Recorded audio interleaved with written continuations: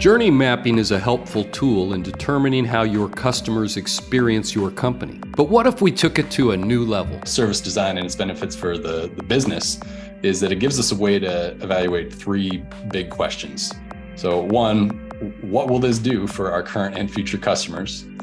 Two, how will our business be impacted? And three, what capabilities does the organization need in order to make it happen? Let's talk about service design on this episode of the CX Leader Podcast.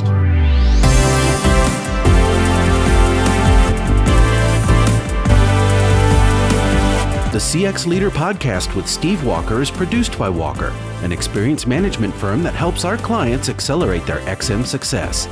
You can find out more at walkerinfo.com. Hello, everyone. I'm Steve Walker, host of the CX Leader Podcast, and I'm glad you're listening. As we like to say, it's never been a better time to be a CX leader, and on this podcast, we explore the topics and themes to help leaders like you deliver amazing experiences for your customers. Most CX pros are pretty familiar with the concept of customer journey mapping, the process that identifies the paths customers take when interacting with your company. We've done a few episodes on it already, and you can check those out at cxleaderpodcast.com. But what if we did a little more than just pinpoint problems and build empathy for our customers? What if we included the customer in the process and they helped design improved experiences? In other words, we turn the journey mapping process up to 11. Well, my guest on this episode is uniquely qualified. His vast experience on this process known as service design. Justin Zalewski is Director of Product Design and Strategy at Studio Science, a design and innovation company. Justin, thanks for being a guest on the CX Leader Podcast. Thanks, Steve. Thanks for having me. It's great to be here. Well, it's delightful to have you. And, full disclosure, I just gotten to know you a little bit, but I know your firm quite well. Before we get into our topic here, just give us a little bit more of your own personal journey and career background, and then tell us a little bit about Studio Science. Yeah, sure. For me personally, I got into design from the graphic design and visual communication side of things. And that just led me into I've always had a natural interest in some of the more technical side of things. And so I got interested in web design and development and writing code. And then that led me into the UX world. And that's where I really feel like it really resonated with me of figuring, how do I combine kind of both, right brain, left brain sides of me to figure out how to make a better user experience for people and really create the right scaffolds for people to have great experiences. And that eventually led me from UX and product design up into service design of kind of taking this zoomed out view of rather than, obviously there's a ton we can do to improve the user experience of individual products and touch points. But what happens when we zoom out and we look at the customer journey at a broader level, and not just the customer journey, but what is the employee experience alongside of that? What are the people, the processes, the technology that are happening to enable that better experience? So that's been my journey. And then I've had the chance to bring that experience to bear at Studio Science, especially over the last several years in leading our product and service design practice, getting to work with clients large and small on a variety of different industries to improve their customer experiences. And how long you been at Studio Science now? It'll actually be 10 years. 10 years. If this is launching in February, I will have hit the 10-year mark at that point. So pretty decent tenure, especially in the consultancy world. But it is it's a special place, a unique place that has really just won my heart, and I've loved being there. Yeah, I'm very familiar with your firm, a big fan of it, and I think it's a unique story, but just tell us a little bit more about Studio Science and what you guys do, because you're kind of in a unique position there in the world of providing services to other businesses. Yeah, I think so too. Like you said, we're a design and innovation firm, and our purpose is to help businesses design with people as opposed to for people. So we'll talk about co-creation. So we solve a variety of different problems for our clients, but if I can sum it up, it comes down to this. So customer experience depends on meeting people's needs, of course. People's needs are always changing, and so businesses have to change too, and change is really hard. So the way we help businesses to understand their customers' needs, and then we figure out what the solution is to those needs. But it's always very customer people focused, right? It's kind of the essence of customer experience, right? And to get more specific, because that's all real vague, general language, we do a lot of work with large enterprise companies, and they're typically in a place where they've enjoyed long-term success, but what got them here won't get them to that next stage, right? And more often than not, and I'm sure you've seen some of this as well, the way these large companies are set up doesn't really allow them to innovate well, because they're not built to move quickly and iterate the way you have to stay attuned to a customer experience. And so when we speak with people that are responsible for advancing customer experience at an organization like this, they're usually frustrated, sometimes even feeling hopeless, because they've been banging their head against the wall for so long trying to make progress in their organization. And so that's where we can come in, and we can act as their modern design team from the outside when it's not possible for them to operate that way on the inside. Build an understanding based on their customer needs, their business goals, and then we use prototyping, product design, service design to figure out how do we make those solutions validate that it actually meets needs and move forward. Well, you're starting to talk about it, so why don't you just kind of break down what you just kind of rattled them off. Let's put them in a little more of a framework for our listeners. But what are the elements of service design?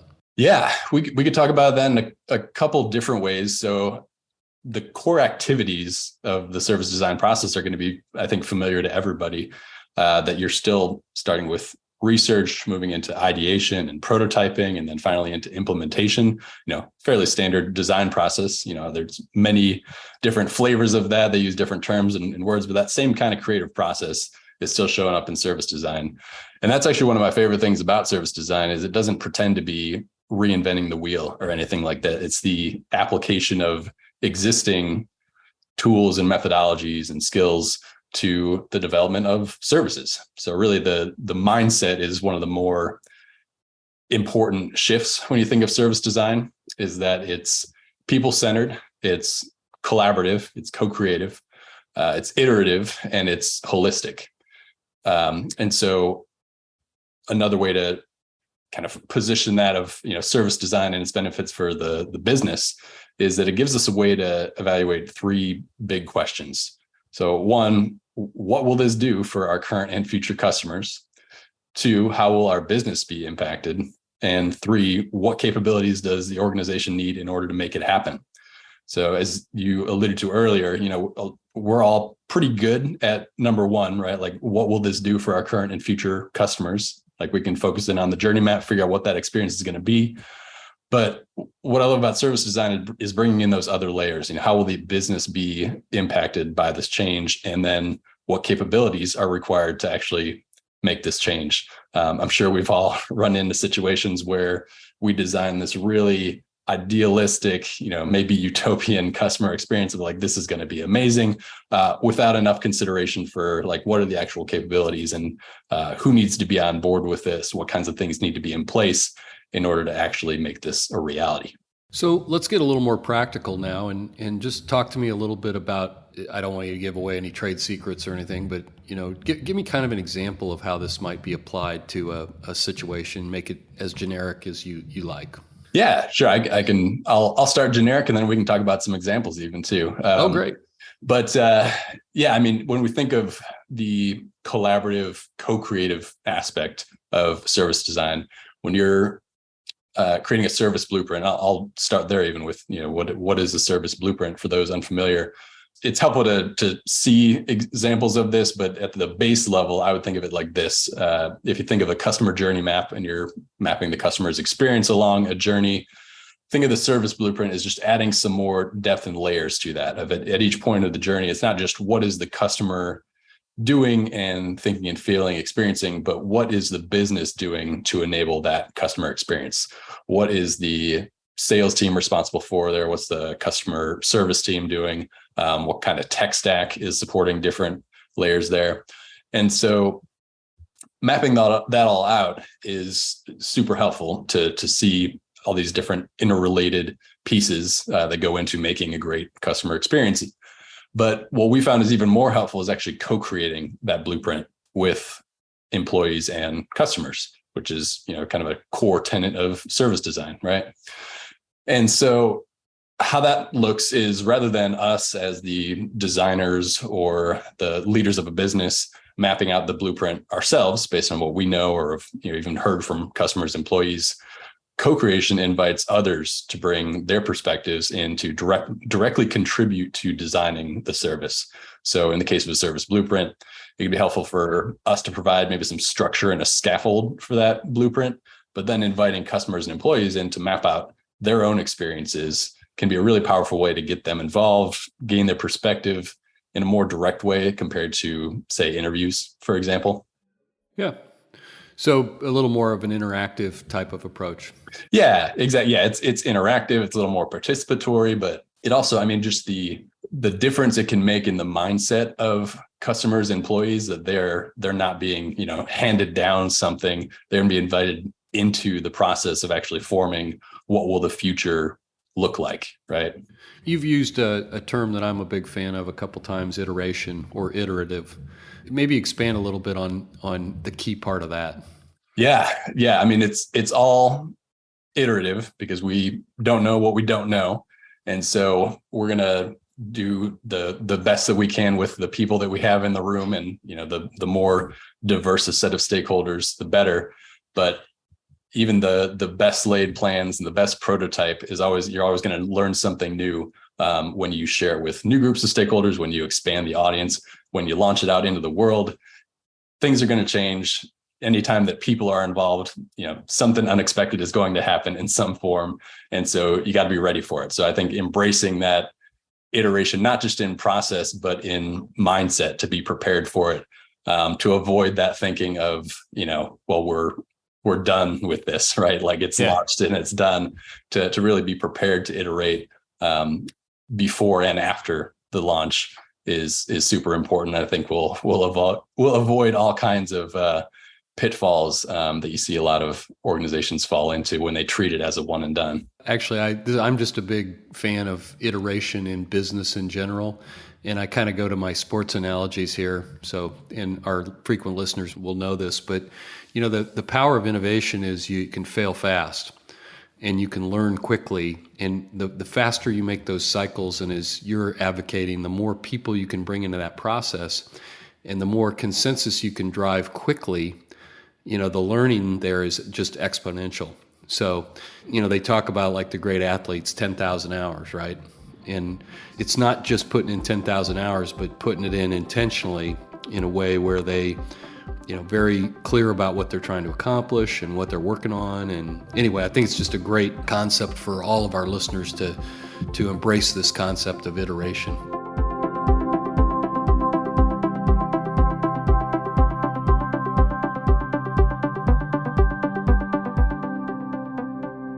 My guest on the podcast this week is Justin Zalewski. He's a director of product design and strategy at Studio Science, a fascinating company that really helps organizations improve their approaches to innovation and design company. We've been talking about the concept of service design, really taking journey mapping to the next level. And Justin's just provided us a ton of great information. All right, you promised you'd get a little more specific, maybe even share a couple of examples. So I'm anxious. I can't wait to hear about this because I want to see how this works. Yeah. I'll share a couple quick examples, and we can drill in wherever is helpful. But a couple that come to mind when we think about co-creating with customers and using co-creation, in research and in designing the solution. We work with a company called InterSystems, so big, healthcare data, financial services data system provider. And so we mapped out their customer journey with them. Their customers are a developer audience. And to better understand the current state, instead of just interviewing them, we actually prepared this remote interactive whiteboard so that they could map their own journeys rather than us just asking about it and having the typical conversation. So in this way, they're more actively involved. Plus, in the context where they're visually mapping out their journey rather than just talking through it, just having those super low fidelity visuals of just these virtual sticky notes, they can start to see how it's all coming together, and that'll highlight different kinds of gaps, new ideas for them. So we end up getting more insights and value out of the research because they're thinking about it in a different way rather than just answering some questions, And so we also did this with Angie's List, now known as just Angie, one of your previous podcast guests, I believe. Oh, yeah. Yeah. Big fan. Yeah, and a great episode. We ran workshops with customers with Angie, and we mapped, or we had customers rather, we had them map out their own experiences and their own journey of a home project. And so giving them the tools, and we prepared a research toolkit for them to do this, and a lot of exercises that folks might be familiar with card sorting and other kinds of research methods. But having them map their own experiences did some of those same kind of things that put them in charge of defining what their reality looks like, rather than it always being, filtered through us in an interview. And one of my favorite moments of that work, so that, some of that is the co-creation of the current state and in the research process. But even when we shared out the findings of that research with the Angie team, we had this day-long workshop where we had a great cross-disciplinary team, and we turned the opportunity areas that we found from the research into potential solutions. And what was cool about it is that everyone from the product managers, engineers, and designers that'd be working on advancing these initiatives, all the way up to leadership, and even Angie herself, were all in the room lending their perspective to prioritize the roadmap and figure out where we're going to focus our efforts.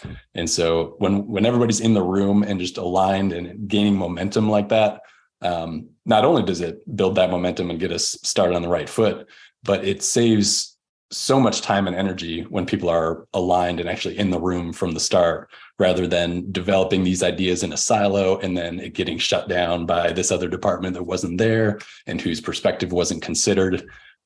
So really just making sure we have that alignment right off the bat saved significant time in moving forward. Well, I love using Angie as a great example because, I think it's something most people can relate to. The consumer applications are always a little bit easier to get your hands around. But for example, I am like the least handiest person I know on earth. So I would outsource anything. I mean, literally like hanging a picture. Anything that I could find somebody else to do for that, because not only do I have no talent, I have no interest. So just use that example of how this process actually might have helped the customer experience at Angie. Yeah, exactly. So, and I agree. I think it's much easier to relate to some of those B2C kind of examples because, a lot of us can relate to whether you're in a home or an apartment, everybody's hired somebody out to do something, right? Even though I think of myself as fairly handy, but I also know the things that I should not do, like plumbing and electrical and tile work and things like that. Like I'm going to hire those things out. Electrical, you can kill yourself. Yeah, I've heard that, and I'd like to avoid that. Yeah. So when we're running these workshops and we're hearing the customers and those within the target customer market talk about what they're going through in their home buying journey, because we're taking a broader lens, we're not thinking about just what's happening when they're in the product today. We're thinking about like what's going through their mind. What are they struggling with when they go through the journey of a home project? And so some of the things that came up in that process of like, all right, yeah, when I find the service provider that's highly rated, they do a great job. And that's all good. But then when I get to the end, it's like, I don't know how this is supposed to look like. What should I be checking? I've got some anxiety at this stage where, how do I make sure they did a good job? Like I'm just taking their word for it. And then, how do I make sure that I'm paying them in a way that's safe and works for it? So there's all these different kinds of needs and, what end up being opportunities for the company to create more value for customers along the way. And so at the end of that process, we've got a list of all these different opportunity areas of like, hey, these are real validated customer needs that we've got from all these different, workshops and one-on-one interviews and a variety of different methods. Now let's turn these needs into opportunity areas and figure out like, what are solutions that we could actually design to meet those needs. And then, that's only one part of the pie, right? Like you can figure out solutions that are going to meet the need and be technically feasible, which is great, but we got to figure out like, all right, and then, what's going to be viable for the business as well. And so that's where having that cross-disciplinary group for people to speak to different perspectives really comes into play of we can validate those kinds of things in real-time discussions rather than having it be a waterfall linear process, Yeah. So in all your times you've done this process, what are some of the big surprises, or what are some of the things that have really kind of stand out to you as really significant events that have occurred. Yeah. I mean, this shouldn't be a surprise to me, but I think one of the things that did surprise me is, and I'll say one of the things I've been most pleased with, is how much people get it. Like early on, I had this misconception that co-creation and some of these participatory methods, bringing customers and employees into it, would be one. I was worried, is this going to slow things down? Yeah. And then two, I was worried this is going to be confusing for people. Like, will people get that this is going to feel a little too like fluffy to people, or are they just going to want to like get back to their jobs? And what I was pleasantly surprised by is people took to it really well, especially when the right structure and expectations are set up for people to be able to come in and contribute their perspective without worrying about technical glitches or too much about formality or process. Is that people are really good about just talking about their experience and using simple tools like a remote whiteboard or sticky notes or what have you, to map that out visually. It's something people just tend to be pretty naturally good at, and it ends up drawing out, I think, deeper, more meaningful answers and insights than what I've seen come through in just basic interviews a lot of times. Yeah. There's a real value, I think, in bringing people along through the process, in any kind of change management type activity. Sometimes, people, they've already got the solution before the rest of the people even know there's a problem. And that usually doesn't end well. So there really is a value in putting people through the process, gaining that consensus, getting people to understand, why we need to change. So it sounds like a great process that you've developed. Now I want to go back. You said the elements of service design were research, ideation, prototyping, and then actual. Is it implementation, or what was the fourth piece? Yeah, implementation and those four activities I think are fairly, you could put those in a variety of different terms, and you describe, 90% of the different like design or creative process frameworks that are out there. So I don't think that's anything radical, but I think the mindset is really the more unique thing about service design, about the application of those things to creating services rather than creating products or touch points. And then also keeping it people-centered, collaborative, iterative, and holistic, making sure you're not just looking at the customer side, but looking at the business and employee side as well. Yeah. Well, I'm a big fan of frameworks. And I think, you're right. They're simple and they're not necessarily unique, but it gives people a place to kind of go back to check on it. And so I love the kind of the 4 steps and then the 4 kind of guiding principles. I hope our listeners are making some notes here, because I think this is just a really good mindset to kind of take back to your job.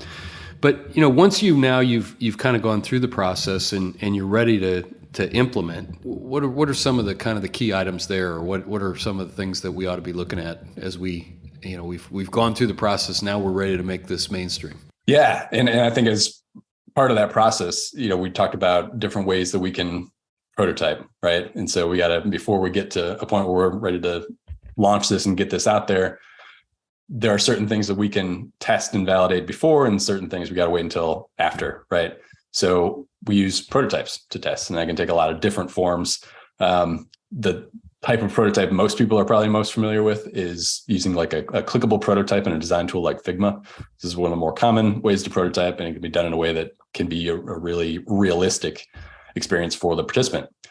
But of course, when we talk about services, not every experience is going to be screen-based. And so we need to prototype and test things that are outside of screens, things that are people-based, processes, in-person interactions, all this kind of stuff. And so it's still possible to prototype these things by staging that out.